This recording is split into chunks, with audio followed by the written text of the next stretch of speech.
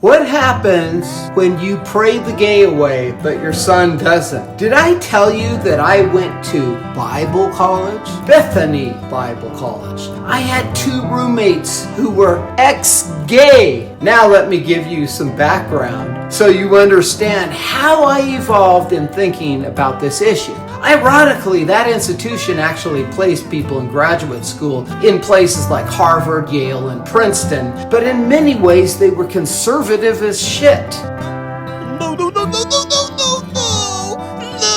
please, no! I got into places that were pretty great because I had learned Greek and Hebrew there, and I scored the highest Greek entrance exam in the history of the seminary I attended, a seminary that had a history in ancient languages. When I was in Bible college, I always heard about a scholar, a former Bethany student, who was first student from Fuller Theological Seminary and the first Pentecostal to get into Yale's distinguished PhD program. At the time, he was teaching at Union Theological Seminary. He later became my mentor. His name was Gerald Shepard. By the time I got to Yale, he was a legend.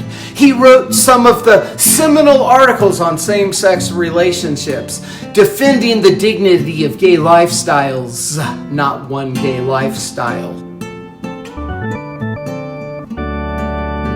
Now, let's get back to my 2 roommates at Bethany. These were 2 brothers who both were ex-gay, Ross and Darian. One night, they were at a gay club. Ross said to Darian, "I think we need to get saved." Darian said, "Okay." The next thing you know, Ross and Darian were at Bible college. They even later get married to women. Darian married a woman who wasn't very good looking, and frankly, I think she was a judgmental witch. They each had several kids. They claimed to have prayed the gay away.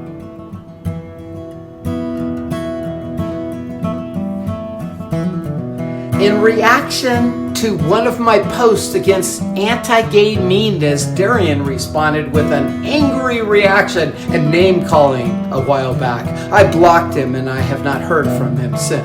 Ross ended up going to Fuller Theological Seminary, and he even told me that he wrote a paper on spanking and had seen my seminal article in Interpretation Journal about the whipping passages in the Proverbs. Today I found out that Ross just died of cancer. No surprise to me, Ross and his son had a falling out and had not spoken to each other in years because Ross's son was gay. And here's the part that tells you everything about the culture at Bethany Bible College. The president of the college, the one who kicked gay students out for being gay, his own father had left his mother for a gay relationship and lived the rest of his life as an openly gay man.